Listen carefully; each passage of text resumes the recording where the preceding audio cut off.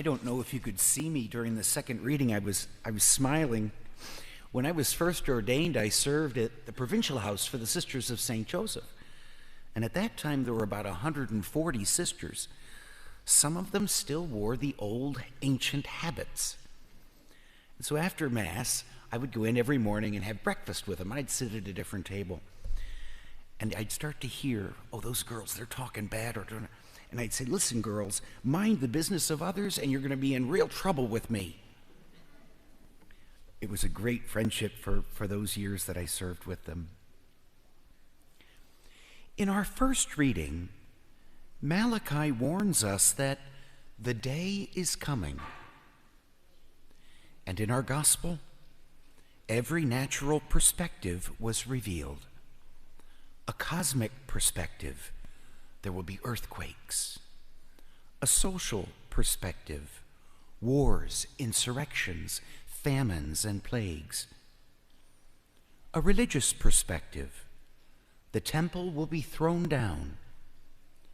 And a personal perspective, they will seize you and persecute you.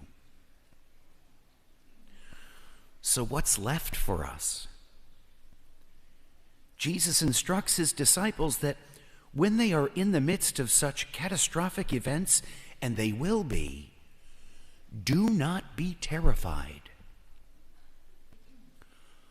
But how in the world can we not be terrified of all these natural and human-made catastrophes?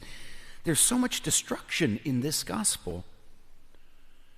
And our own experience of our world constantly tells of similar catastrophes, from hurricanes and floods and deadly typhoons to wars, collapsed economies, civil unrest, and even brutal acts of young against old.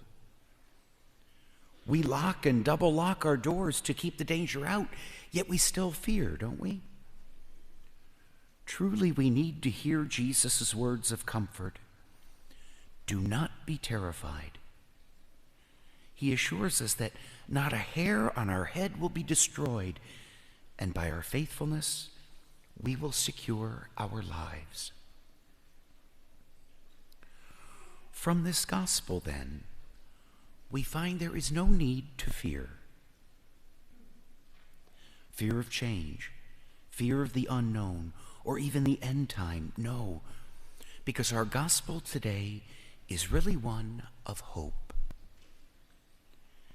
You see, along with all the terrifying things we hear of and even experience, if we keep our eyes open, good things are also happening around us. Our faithfulness to a stranger propels a fireman into a burning building in order to save. Love for the neighbor invites us to give to the little red kettle outside Market 32, to lift up the downtrodden. True care for the suffering encourages us not only to pray for them, but to clothe and feed them as we do each week. Passionate grief and longing for one who has died keeps us constantly praying to the Lord of mercy and gentle compassion.